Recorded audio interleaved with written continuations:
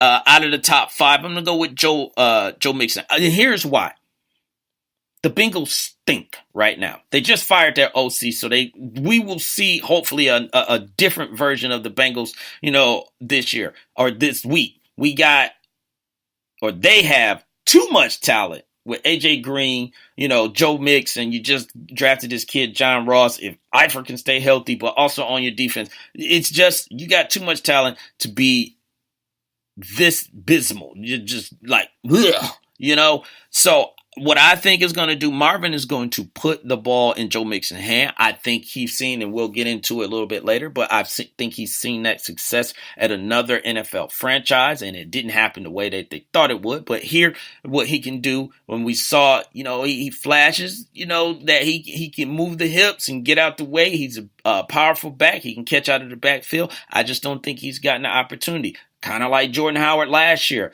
Jeremy Langford was in front of him, and now Jeremy Langford caught an injury. Then Jordan Howard, boom, he blows up, and now everyone was talking about Jordan Howard. So I think Joe Mixon could be that guy.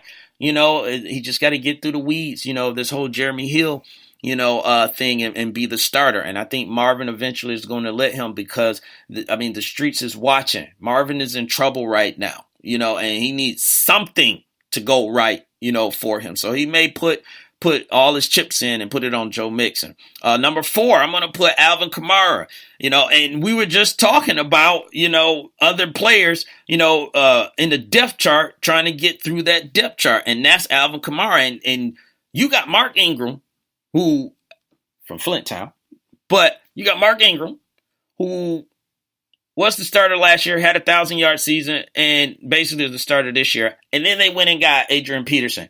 Now, Adrian Peterson, of course, got on that team before the draft came, and then they drafted Alvin Kamara. I don't think they thought Alvin Kamara would probably be there. He was the third round, and I'm sorry, Joe Mixon was the second round, 48th overall, and Alvin Kamara, third round, 67th overall, pick for the Saints.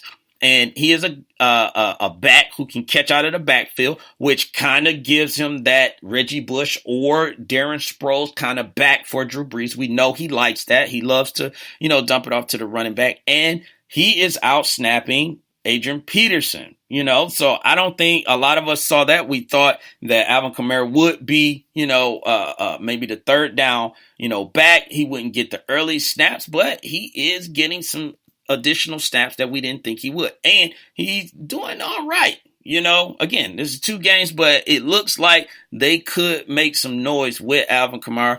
And we all know Adrian's going to be gone probably sooner than later. But Alvin Kamara, I'm going to put at number 4. And shouts out to my man Big L, who's in the building. And Big L, Lopan said he's being peaceful today. So Lopan said, what's up? So Lopan, that's cool, right? Lopan is being positive. Thank you, Lopan. So thank you, Big L, for dropping in with us. But number 3, I'm going to go ahead and put Jacksonville Jaguars running back Leonard Fournette. He was the highest drafted running back, first round, 4th overall. The reason I put him at number 3, because some people may have him higher. But here's my thing. He has no competition. His quarterback is struggling mightily. They are solely dependent. Chris Ivory, TJ Yeldon, they got those guys. They didn't give them what, they were trying to accomplish. So it's like, let's just feed this guy and keep feeding him. And so far he has panned out, for them. His first game was 100 yards rush. I think it was 106 to be exact, but he and a touchdown. No competition.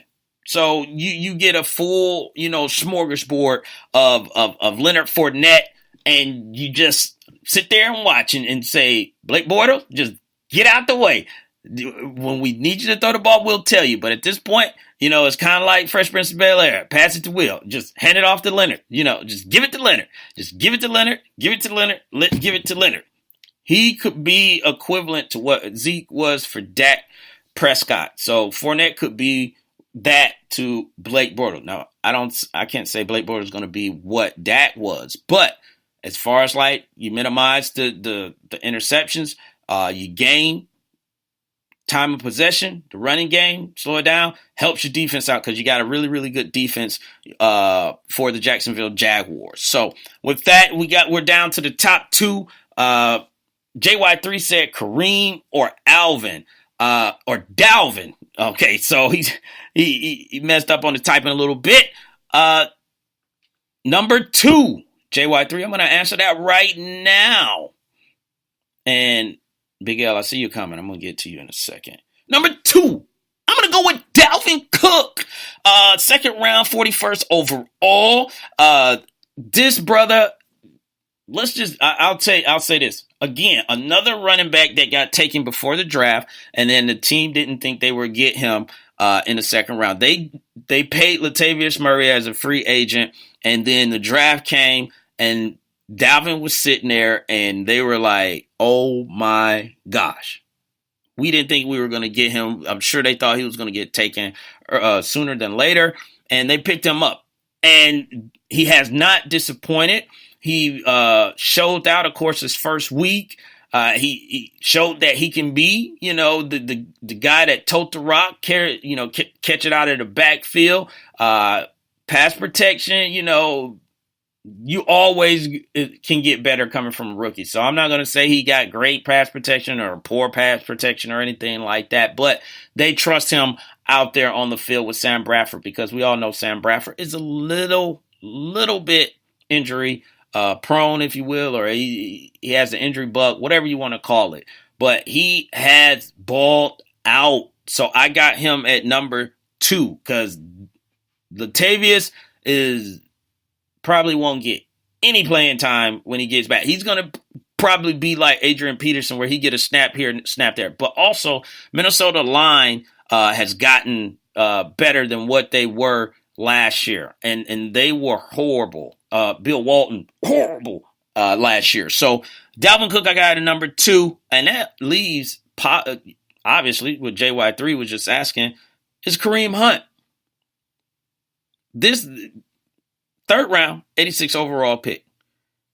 This is a prime example of why you always stay ready. Nobody had Spencer Ware getting injured. Nobody had him being out for the season.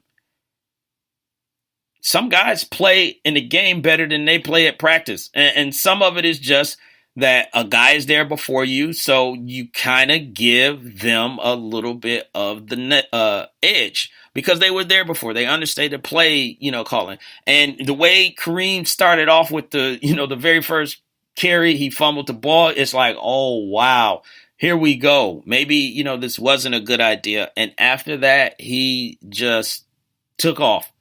I think it's a accelerated Devontae Freeman. Devontae Freeman, no one saw Devontae being what he is. And maybe it's this whole Florida State thing, and Mocha said Miami's Dalvin Cooks. I think Devontae is from Miami too.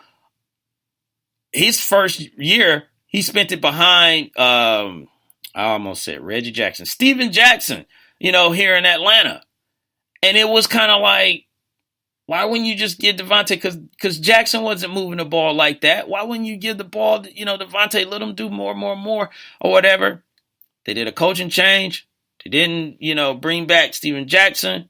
Devontae, who knew? Started balling. Wow, you give him the ball and he does good things. Now he got an extension to be one of the highest paid running backs in the NFL. So could be the whole situation with Kansas City with Kareem Hunt because Spencer Ware, I think eventually Kareem would have took that over and he took it and he ran with it and he didn't look back. So my recap, number 5, I got Joe Mixon. Number 4, Alvin Kamara. Number 3, Leonard Fournette. And 2, Dalvin Cook. And of course, my man Kareem Hunt.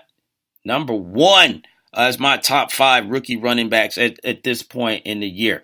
And Big L is on here saying, Big L, he said Detroit is going to the Super Bowl, ?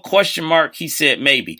Now, are you trying to set me up, Big L? I'm not going to fall for the bait. I'm not going to fall for it. But he said the KC running back is killing, and I don't watch the NFL and still know it. That's what I was about to say. Is that how do you know the KC running back is killing it and you ain't watching no NFL games, Big L? I guess you're hearing it by word. Are you playing fantasy football and you just blindly picking people? I don't know.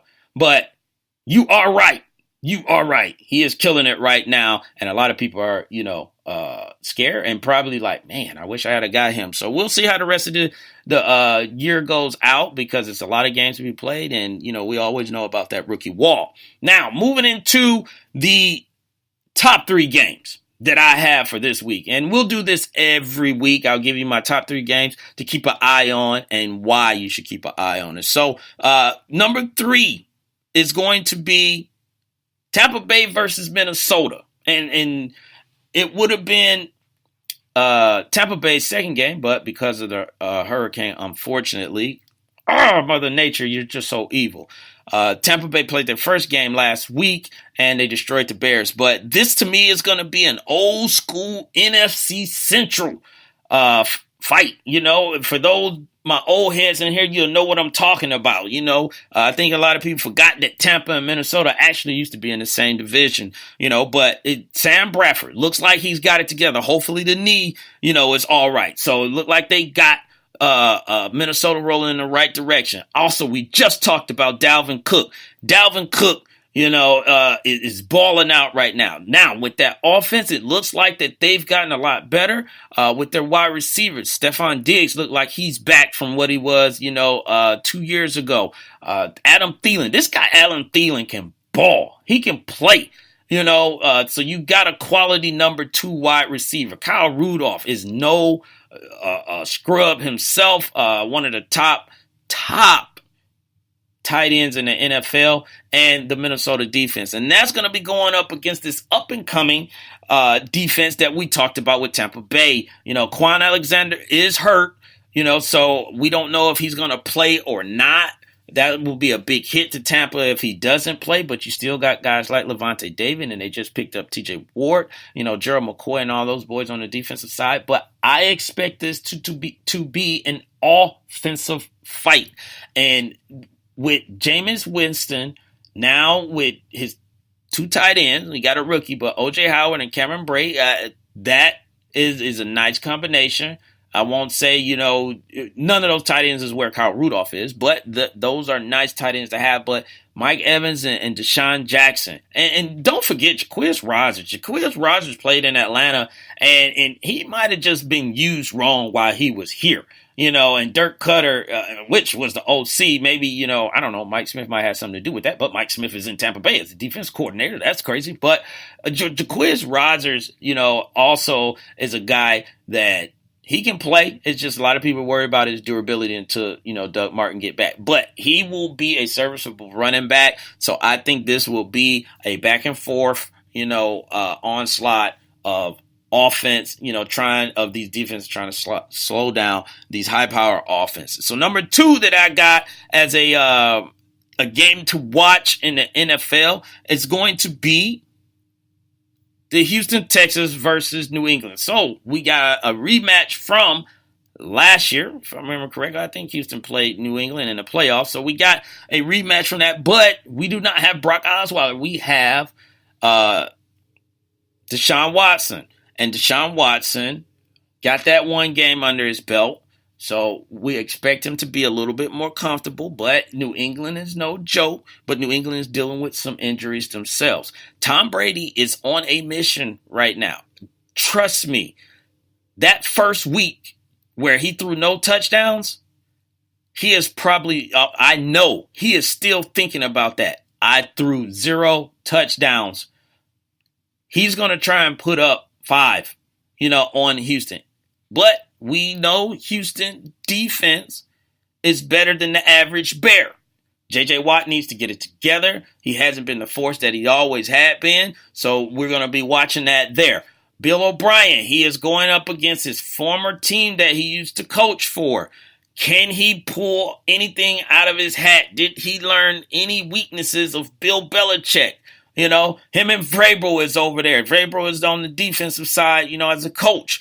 Can they do anything to slow down the New England Patriots, because the New England Patriots figure out a way. They may use the running game against them. They may use the passing game. We don't know. They're going to try and take away DeAndre Hopkins. We got to figure out he should be a factor. They don't have any running backs. And Lamar Miller, what is